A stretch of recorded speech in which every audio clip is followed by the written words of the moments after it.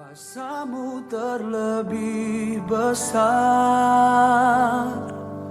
Tuhanku terlebih besar.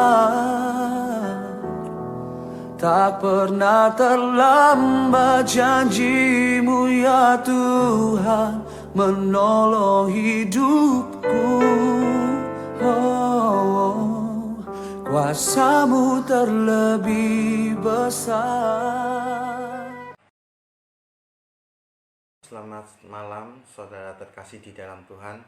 Pada malam hari ini saya ingin sharing renungan menjelang tidur, dan semoga pada kali ini renungan seluruh firman Tuhan bisa membangun kita semua untuk menjadi yang lebih baik lagi. Dimana di sini dikatakan bibir dan hati haruslah selaras. Dalam Matius 15 di sini dikatakan jangan sampai bibir kita memuliakan Tuhan tapi hati kita busuk, hati kita penuh dendam, kekecewaan, dan juga kepahitan. Kita nggak boleh begitu. Saya akan bukakan Matius 15 ayat 7-8. Saya akan bacakan di sini.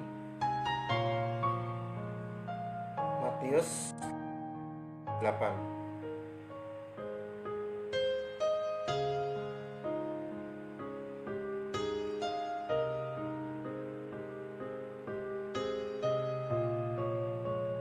Saya akan bacakan. Hai orang-orang munafik, benarlah nubuat Yesaya tentang kamu. Bangsa ini memuliakan aku dengan bibirnya, padahal saudara sekalian, di sini jangan sampai bibir kita memuliakan Tuhan tapi hati kita busuk, hati kita dan kepahitan. Kita begitu. Dan dalam Matius 15 ayat, percuma mereka beribadah padaku sedangkan ialah perintah manusia. Artinya, tetapi firman Tuhan kepada Samuel, janganlah pandang parasnya atau perawakan yang tinggi, sebab aku telah menolaknya. Bukan yang dilihat manusia yang dilihat Allah. Manusia melihat apa yang di depan mata, tetapi Tuhan melihat hati. Tuhan sekali lagi tidak melihat kaya atau miskin kita, bukan cakap atau cantik wajah saudara, atau bisa berfasih dalam maupun secara yang lainnya. Bukan Tuhan tidak melihat itu semua, tetapi Tuhan melihat kedalaman hati kita. Dari hati yang bersih, bibir kita memuliakan Tuhan. Ada banyak orang persoalannya bibir kita memuliakan Tuhan hanya untuk menutupi kebusukan hati. Jangan sampai kelihatannya kita beribadah tapi hidup munafik. Sering saya bilang, gereja bukan showroom. Dari orang hebat yang memamerkan kehebatan kerohanian, itu bukan. Tetapi gereja merupakan bengkel-bengkel dari orang-orang rusak yang mau dipulihkan, diubah sehingga kita bisa membetulkan. Dan aku hidup tapi bukan lagi aku yang hidup, melainkan Kristus di dalam hidup kita. Jadi saudara, sering saya katakan dalam gereja itu tidak bisa menjamin, bahkan pendeta pun tidak bisa menjamin saudara dan saya masuk ke dalam kerajaan surga. Gereja adalah merupakan bukan showroom, dan di mana di sana bukan untuk one man show.